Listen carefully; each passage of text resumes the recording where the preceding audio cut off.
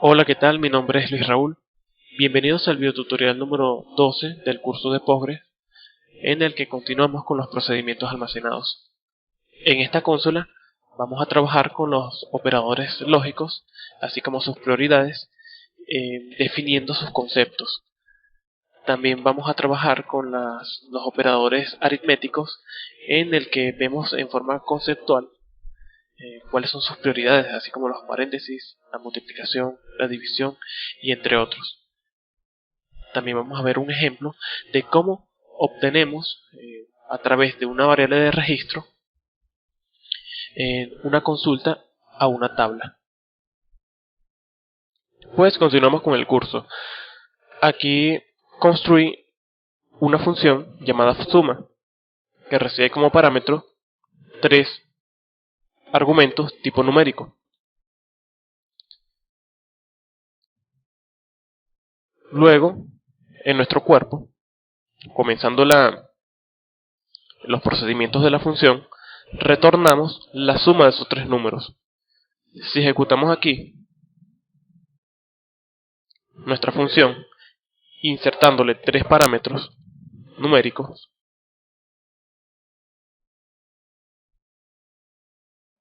aquí mismo vemos que nos devuelve una suma, la sumatoria de los tres números, 3 más 2, que sería igual a 5, más 1, que sería igual a 6. Si colocamos aquí 2, fíjense que nos devuelve un resultado completamente diferente. Incluso podemos declarar las variables con la palabra clave declare.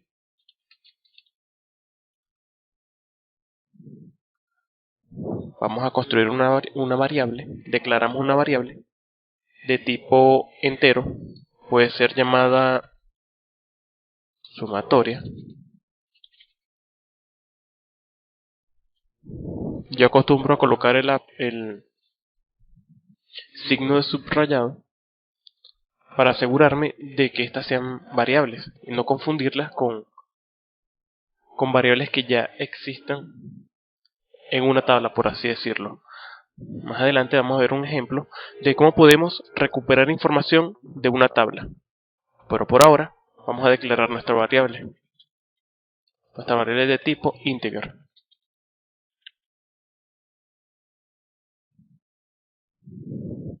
Y de aquí podemos asignar que esta variable sea igual a 0.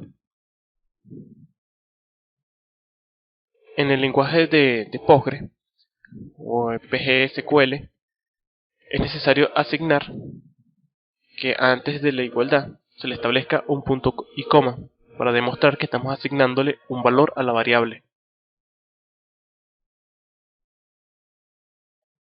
Podemos colocar aquí que la sumatoria es igual a estas variables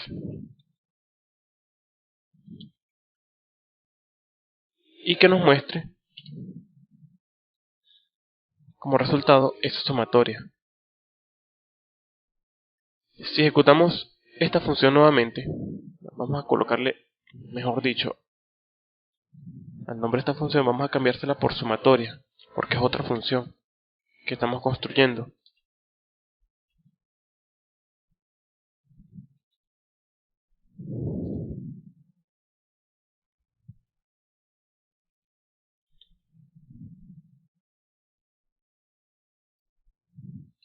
Aquí tenemos que asignar, en el comentario de la función, tenemos que asignarle el nombre de la función, o sea, la firma de la función a la cual vamos a comentar y los tipos de argumentos, ya que si un argumento es diferente, entonces Postgres intenta buscar una función que tenga argumentos similares para así establecerle este comentario.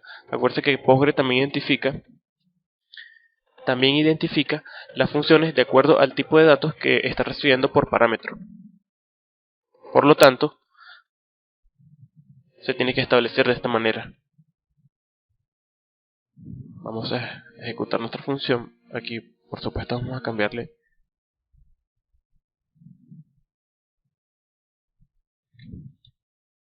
estos datos,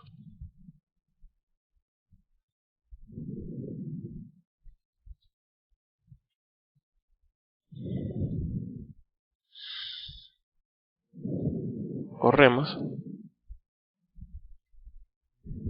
vamos a ver, dice que hay un error de sintaxis y es porque se nos olvidó cerrar un punto y coma. Corremos nuevamente y ahora sí, nuestra función la tenemos ya creada. En nuestro esquema general del pgadmin podemos ver los tipos de funciones que ya hemos creado, las diferentes funciones. Por ejemplo, aquí está suma, que tiene como parámetros, que tiene 3 parámetros o 3 argumentos de tipo integer. Y tenemos la otra función que acabamos de crear llamada sumatoria, que da igual, tiene 3 argumentos de tipo integer. Si le damos clic aquí aparece nuestra función. Vamos a ejecutar esta función. Les recuerdo que ahora se llama sumatoria, porque esta vez estamos utilizando variables que hemos declarado. Y si lo ejecutamos, fíjense que de igual nos devuelve la suma.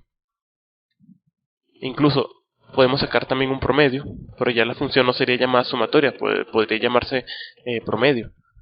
Entonces encerramos esto entre paréntesis, la sumatoria, y lo dividimos entre el número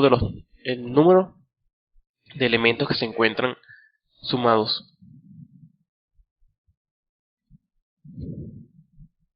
Aquí no tiene que sacar el promedio de la suma de estos 3 números. ¿Por qué los encierro entre paréntesis? Porque existe una regla, prioridad de los operadores aritméticos. Aquí tenemos un ejemplo de las prioridades que se les asignan a los valores numéricos que establecemos a Postgres. Por ejemplo, como primera prioridad en la programación, estas reglas se llevan a cabo. La primera prioridad sería el exponencial o la exponenciación. Pero si la encerramos en paréntesis, esta pasaría a ser parte de la primera prioridad. Este documento, que va a ir con el material complementario, contiene unos ejemplos de las distintas prioridades que se tienen que asignar o que llevan a cabo los lenguajes de programación para definir qué valor es el que tiene la primera prioridad. Aquí tenemos otro ejemplo, que de segunda prioridad tenemos la multiplicación y la división. También tenemos que se asigna también cuando se busca o se quiere encontrar el residuo o la división de un valor. Por aquí tenemos que también se asigna cuando se usa el módulo. De tercera prioridad tenemos las sumas, la sustracción o la adición, la suma o la resta. La suma de una expresión se evalúa siempre de izquierda a derecha. Por ejemplo, si nosotros tenemos aquí la suma, como dice el ejemplo, de 4 más la multiplicación de 2 por 5, esto va a ser igual a 14, porque fíjense que va a tomar como primera prioridad la multiplicación. Tenemos la suma, tenemos 4, estamos leyendo de izquierda a derecha, más la multiplicación de 2 por 5, que sería 10. Y si se le suma, que aquí pasaría a ser parte como segunda prioridad, la suma, a 10 se le suma 4, va a ser igual a 14. Aquí tenemos otro ejemplo, que sería multiplicando y dividiendo, que se tomaría como primera prioridad, sabiendo que aquí tenemos que como segunda fase, como segunda prioridad, tenemos que es la multiplicación, el módulo, y la división y el módulo. Pues como primera prioridad se toma la multiplicación, luego la división, que sería como segunda prioridad. Aquí lo vemos acá arriba, la multiplicación cae de primera prioridad, la división de la segunda prioridad, a pesar de que esta sea la segunda fase de las prioridades. Aquí tenemos Entonces la multiplicación de estos dos elementos y luego se divide. Como tercer ejemplo, tenemos que aquí se va a sumar 3 por lo que está dentro de paréntesis, que se va a tomar como primera prioridad, que sería la suma de 2 más 4, que será igual a 6. Luego esta suma se le resta este 10, o sea, 10 menos esta suma, que sería igual a 10 menos 6. Y este resultado que obtenemos de esta prioridad entre paréntesis se va a multiplicar por 5. Entonces 6 por 5 será igual. No, aquí da igual a 6. Y a 10 se le quita 6, es igual a 4. Y 4 se multiplica por 5, va a ser igual a 20. Entonces este resultado que obtenemos aquí se le suma 3 y va a dar igual a 23. Si tenemos este cuarto ejemplo, sería la multiplicación de 2,1 por la suma que está entre paréntesis, que se va a tomar como primera prioridad, ya que está entre paréntesis, de 1,5 más 12,3. Luego de esta suma se le va a multiplicar 2,1.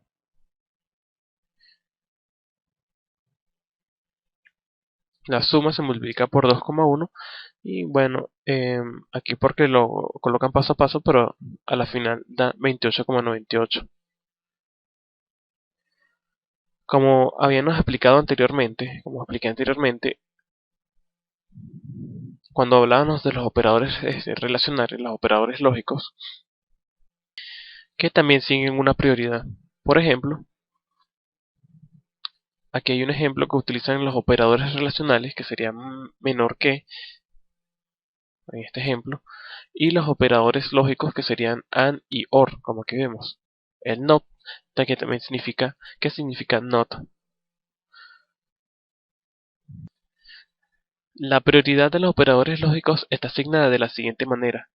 El NOT se toma como primera prioridad, el AND como segunda prioridad y de tercera prioridad sería el OR. Este material complementario está muy completo. Lo tomé de esta página llamada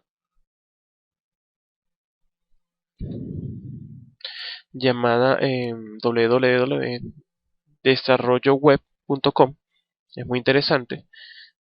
Tiene muchos temas relacionados o muchos temas que resuelven algunas incógnitas que tenemos muchos programadores. Y bueno, y está muy completo. Si en dado caso queremos aclarar algunas dudas, por ejemplo, de cómo utilizar los operadores lógicos, los operadores relacionales, que son los que tenemos aquí, mayor que, menor igual que, mayor o igual que, menor o igual que, y diferente, que luego, por último, se encuentra el igual. Por ejemplo, si A más B es mayor a un resultado llamado C, si es falso, si es verdadero. Por ejemplo aquí, si A, que es 10, B, que es 20, y C, que es 30. Entonces A, que sería 10, más B, que sería 20, A, que sería 10 más 20, que es igual a 30. Entonces la suma de estos dos es mayor a la suma de estos dos, que sería 30, es mayor a 30. Es falso porque no es mayor. Y la resta de 10 menos 20, que sería igual a menos 10, es menor que C, que C es 30. O sea, menos 10 es menor a 30, entonces es verdadero. Y así sucesivamente.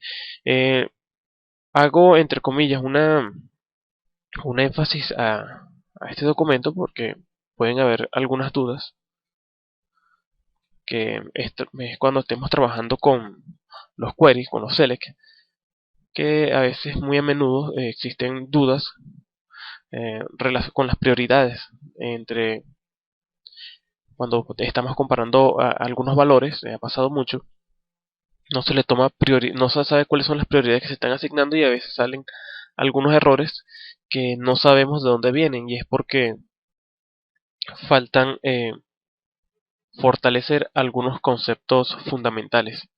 Pero por ahora entonces vamos a nuestro ejemplo. También podemos utilizar arrays. Por ejemplo, esta función ahora simplemente nos va a devolver el resultado que le estamos enviando a través de una cadena de texto, pero que adentro tiene unas llaves de apertura y de cierre que demuestran a Postgre que esto es un array. Por ejemplo, entre estas llaves se encuentra un valor, que sería el valor de 2. Este valor lo que quiere decir es que es un índice de 1 que tiene como valor un 2. Se lo estamos enviando por argumento, por parámetro, y lo recibimos como parámetro con un array integer. Luego hacemos exactamente lo mismo, declaramos nuestra variable de tipo integer, pero aquí es donde se está utilizando. Fíjense que el array, que le estoy colocando aquí num, pero ¿cómo se define el tipo de array? Simplemente se le coloca el tipo que quiere que sea el array, el tipo que queremos que sea el array, el tipo de dato. En este caso yo quiero que sea integer, y luego entre corchetes eh, se establece o se dice que esto es un array. Automáticamente, al definir entre corchetes algo integer y se le establece después entre corchetes, se define que esta variable es un tipo array de tipo integer. Y fíjense que aquí yo estoy declarando que el array comienza, que el valor se encuentra en el 1. Eso es debido que, a diferencia de otros lenguajes de programación, los arrays en Postgre comienzan a partir de 1. Los índices están definidos a partir de 1. No son como otros lenguajes de programación que se definen que comienzan desde 0. Aquí es diferente, aquí comienza desde 1. Pero fíjense también que si nosotros aquí le colocamos al array que, que nos busca un número de argumento que sea igual a un número de índice de 2, aquí nos debería salir un error. Bueno, no un error en sí, sino que simplemente no nos devuelve la suma de este dato numérico y de algo que está nulo. Pero ¿cómo podemos mostrar, cómo podemos saber si eso es verdad, que esta información viene nula? Hay una palabra clave en Postgre denominada raise notice, que nos permite mostrar en pantalla o en noticias o en mensajes, que aquí vemos en esta pestaña, eh, nos permite hacer pruebas de qué es lo que se encuentra almacenado en una variable, o simplemente mostrarnos un mensaje de un valor que se encuentra almacenado en cualquier lado. Puede ser un array, una variable o incluso una variable record. En este caso voy a colocar aquí noticia seguido de porcentaje, que es donde va a mostrar. El porcentaje significa que es de qué lado va a mostrar la información. En este caso yo voy a mostrar la información del lado derecho después de los dos puntos. Luego se le establece un coma y se define lo que quiero mostrar. En este caso sería mi array de índice 2. Si corremos esto en los mensajes, nos devuelve que esa información es nula. Fíjense que yo presioné clic en mensajes para que estén pendientes y la noticia es nula, porque lo que estoy mostrando es un array de índice 2, y como ven no le estoy mandando, solamente le estoy mandando un índice, o sea, le estoy mandando un solo valor, que sería en este caso nuestro índice de 1, y lo que quiere decir es que este array no tiene otro índice asignado, por lo tanto nos muestra que es un dato nulo. ¿Cómo sabemos si es verdad? Porque si aquí colocamos otro elemento en el array, entonces el array ya tendría dos índices, tendría el índice 1 y el índice 2. No confundamos los índices con los valores. Recuerden que los índices son los nombres, por así decirlo, los nombres que definen los espacios de un array. Por ejemplo, en el índice 1 se encuentra almacenado el valor 2 y en el índice 2 se encuentra almacenado el valor 8. Si corremos esto, fíjense que en mensajes, en la noticia, lo que yo estoy colocando, se establece, nos muestra que se está enviando, nos muestra que se está recibiendo el número 8 en el índice número 2, que sería este.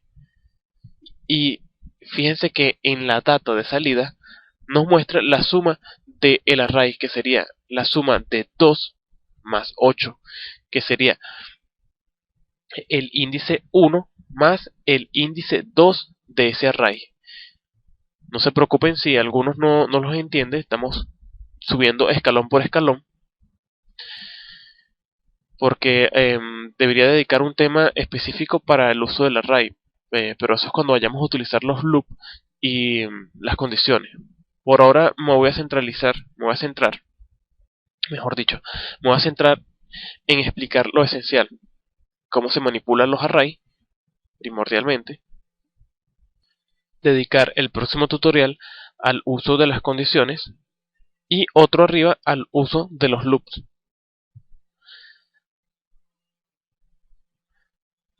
Esta es una manera entonces de definir nuestro array, que sería entre llaves.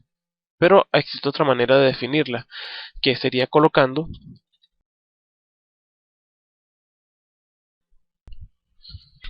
entre paréntesis la palabra array. Colocamos aquí, en vez de colocar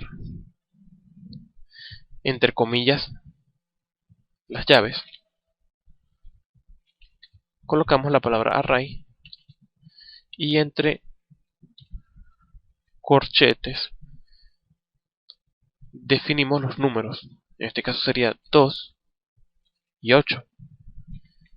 Si lo ejecutamos, fíjense que de igual nos devuelve el mismo resultado, al igual que el anterior. Todo depende de cómo vayamos a utilizarlo. Por ejemplo, cuando trabajamos en función de PHP, hacemos que PHP nos envíe una cadena de texto a nuestro servidor de bases de datos, que en este caso sería Postgres, pues la manera que conlleva menos datos sería la primera, porque simplemente estamos enviando una cadena más corta, y aquí estamos enviando una cadena un poco más larga. Pero eso depende de cómo manipulemos nuestro entorno. Por lo menos yo utilizo esta, es cuando estoy trabajando en íntegro con PHP, y yo utilizo esta también, pero es cuando trabajo con jQuery, que existe una función llamada serialist, que me permite transformar los valores de un DOM, un formulario, y me los convierte automáticamente en esto que estamos viendo aquí. Simplemente se le agrega las llaves y lo hace. No estaría de más hacer un ejemplo de esto y mostrárselo. Yo les prometí que les iba a mostrar un ejemplo de cómo enlazar PHP y enviarle parámetros en función a PostgreSQL, desde PHP a SQL. Pero queda decisión de ustedes cuál de las dos utilizar. Pueden utilizar las dos, esto depende, como les dije, las dos hacen la misma cuestión, pero eso depende de lo que necesiten a la final, porque y también del estilo de programar de cada quien. Entonces, como les decía, Postgre al sumar un valor numérico y un valor nulo, simplemente no nos devuelve nada.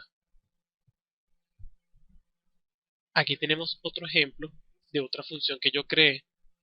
Esta función llamada fregistro, que mezcla la función que creamos anteriormente llamada usando array y que a su vez le estamos integrando, le estamos asignando una variable record. ¿Pero qué es una variable record? Una variable record o de registro simplemente es, como su palabra lo dice, es una variable que nos guarda temporalmente en nuestra memoria del servidor de bases de datos la información que se encuentra dentro de una tabla. Por ejemplo, aquí yo le estoy llamando a esa variable record, yo le estoy llamando br alumnas. ¿Por qué le estoy colocando este nombre? br, que significa variable record. Yo se lo coloco por cuestión de ética, para no enredarme cuando para identificar mis variables. Esto puede ser llamado de otra manera, alumnas, alumnos, puede colocar br si quiero o no. Simplemente yo le coloco esto para guiarme. Es una regla que yo tengo para no confundir las variables. Por ejemplo, yo sé que esta es una variable record porque simplemente dice variable record, que significa que es br, como lo estamos viendo aquí. Entonces declaro mi variable record llamada alumnas, que es variable de registro o variable de recuerdo. Esta variable record la voy a utilizar para obtener y guardar en una variable los resultados que obtenemos por medio de un query, como estamos haciendo aquí más adelante, dentro del begin. Seleccionamos todos los registros dentro y lo vamos a insertar.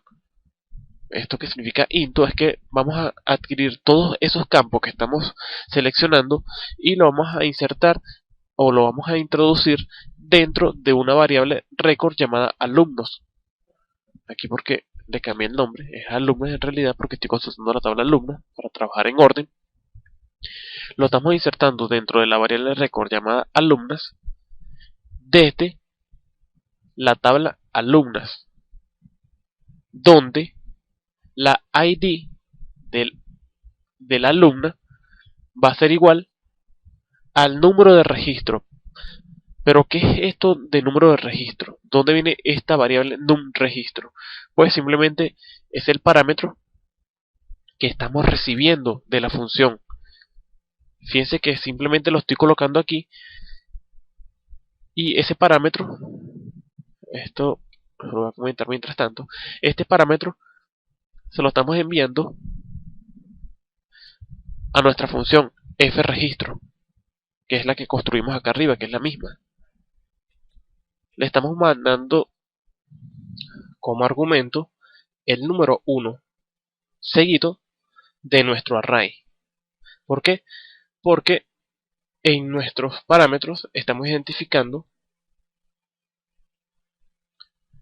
nuestra variable de registro, que sería integer, seguido de un segundo parámetro de tipo integer, pero que a su vez es un array. Simplemente es una función que tiene dos parámetros, uno numérico y uno integer array. Un parámetro integer y un parámetro array integer. Luego declaramos nuestra variable record, como estamos viendo aquí, todo igual. Y simplemente lo único que cambia es que aquí estamos utilizando la variable record y estamos utilizando un segundo parámetro, pero que es de tipo array. Entonces en nuestro query, en nuestro select, fíjense que estamos utilizando el valor que tiene esta variable, que sería el mismo parámetro. Estamos utilizando el mismo parámetro, valor de parámetro, nombre del parámetro, para identificar cuál es la ID de la alumna a la que vamos a hacer el query, el select. Luego, aquí abajo retornamos por medio de nuestra variable record lo que contiene esa variable record. Fíjense que esa variable record contiene todos los campos de la alumna, de la tabla alumnas, que si no más recuerdan, era esta que teníamos asignado, que ya habíamos creado anteriormente. El registro 1 tiene que ser María González. Esos son datos que hemos llevado a cabo anteriormente, con que hemos trabajado anteriormente. Entonces simplemente estamos llamando a esta tabla, pero estamos insertando esa data dentro de esta variable record. Si no se acuerdan, en un tutorial anterior, nosotros por medio del select guardábamos toda la información que obteníamos en una consulta y la almacenábamos en otra tabla por medio del into. Pues aquí hacemos exactamente lo mismo, pero en vez de colocar el nombre de otra tabla, colocamos el nombre de nuestra variable record. Bueno, ahorita estoy hablando así porque estoy un poco topado por la gripe y mi voz está así como un poco introvertida, por así decirlo. Pero bueno, continuamos. Obtenemos nuestra variable record y de esa variable record buscamos el nombre del campo, que sería nombre de la alumna, que en nuestra tabla es esta, nombre de la alumna. Luego, por medio de esta simbología, de estas dos líneas verticales, que significa concatenar, concatenamos este espacio en blanco, que simplemente son dos comillas seguidos de un espacio en blanco, para dejar un espacio. Luego concatenamos nuevamente y obtenemos, usando nuestra función que creamos anteriormente llamada array, que era esta, que creamos anteriormente, se llama usando array. ¿Se acuerdan? Que lo único que nos hacía era sumar el número 1 de sumar el índice 1 y el índice 2 de nuestro array que le enviamos por parámetro, y obtenía la sumatoria de esos dos valores.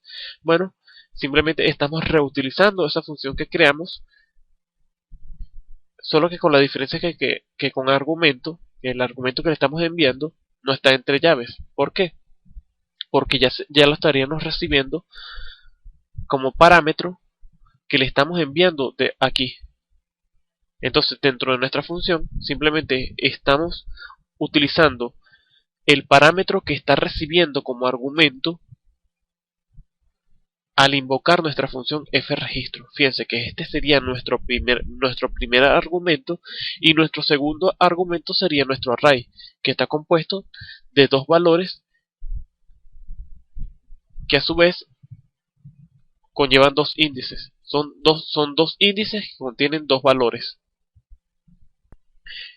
Entonces recibimos esos dos índices en forma de array, y simplemente que está en este array, simplemente lo colocamos como argumento en nuestra función que ya creamos. Entonces, estos datos concatenados simplemente los estamos retornando en forma de texto. Por eso es que yo le estoy asignando aquí que lo que estamos obteniendo de esto se transforme en texto. ¿Cómo hacemos esa conversión? Pues simplemente asignándole dos puntos. O sea, serían colocar dos puntos, seguido de la palabra clave texto, que nos identifica el tipo de dato. Fíjense que yo acá arriba, en el retorno de la función, coloqué texto, porque es el dato concatenado que le estamos enviando. Y fíjense que si ejecutamos esto, aquí ya lo ejecuté, claro que nos retornó María González, que sería el primer registro que colocamos aquí. Yo lo tenía ya lo había corrido. Pero si colocamos 2 y corremos la misma función, fíjense que no nos devuelve nada. Y eso es debido a que no existe un registro de 2, como lo vemos aquí. No existe un registro de 2. Si colocamos 3, nos tiene que devolver Yuki Todomi. Colocamos 3 como índice y fíjense que nos devuelve Yuki Todomi y en el nombre y esto nos devuelve 10 porque simplemente está sumando el, la cantidad de índices que conlleva este array, que son los valores. Sería 8 más 2. Podemos colocar 3 para que nos deje 11. Y si corremos otra vez esto, yo coloqué aquí 3. No, qué raro. Bueno, 2 más 3, que sería 5, pero aquí vamos a colocarle 10. Vamos a colocarle 1 para que nos dé 11. Y fíjense que nos devuelve el 11, que es la suma de esto. Si colocamos 10, nos devuelve 20. Y así sucesivamente. Esto es la gran ventaja de utilizar funciones, porque la mayoría de los procesos lo hace en sí el servidor. Y entonces desde PHP o desde un extremo remoto no se le tiene que mandar toda una gran gama de códigos para que nuestro servidor haga el resto por medio del internet, por así decirlo. O sea, no tenemos que enviar una enorme cadena para que el servidor nos responda de acuerdo a esa cadena que le enviemos. Como yo hacía antes con PHP, yo antes le mandaba un procedimiento como una enorme cadena para que realizara algo, por ejemplo, una enorme query. Pero, fíjense, nada más mandando esta pequeña instrucción, el resto de nuestro servidor, el resto del servidor, hace el resto. Mandándole solamente esta instrucción, nuestro servidor hace el resto del trabajo, mejor dicho.